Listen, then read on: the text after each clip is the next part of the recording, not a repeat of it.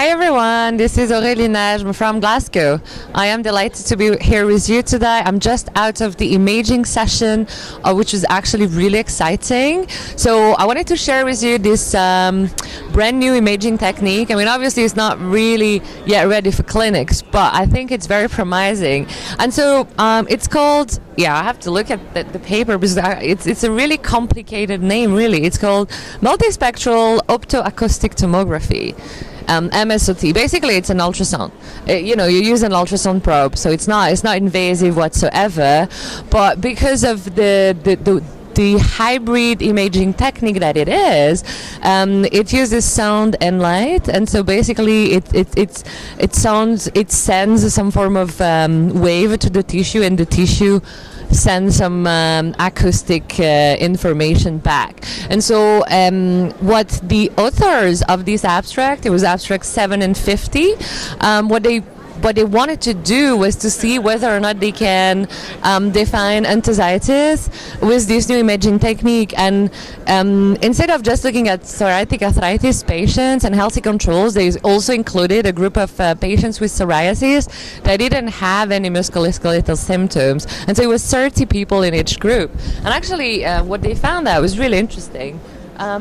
So first of all, they wanted to validate this technique in a very well-known setting. So they used synovitis, and they did validate it. But then this technique allows you to not only see the structure anatomically, but also to assess what is their metabolic composition.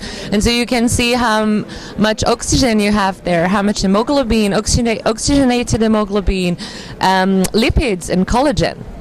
And so what I've observed is a few different findings. So first of all, in PSA patients, enthesis and enthesitis, we're looking with more lipids, showing that there had been transformation there, showed less collagen, showing that maybe there's some damage there already at a very early stage, but also more oxygenation, and that was a sign of more vascularization.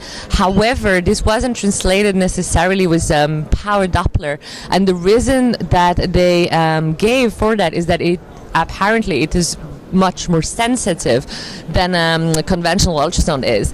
And so the other thing that was really interesting is that these findings were also similar in psoriasis patients, and that I think is really cool because that emphasizes this whole spectrum and continuum between psoriasis and psoriatic arthritis, and what's happening in enthesitis even in people that do not have symptoms.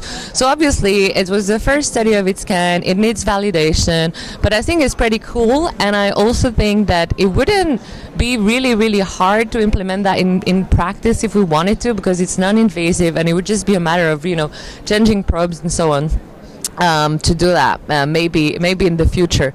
Anyway, I'm gonna stop here. I encourage you to tune to rumnow.com for more content, and follow me on Twitter at Aurelie Najm.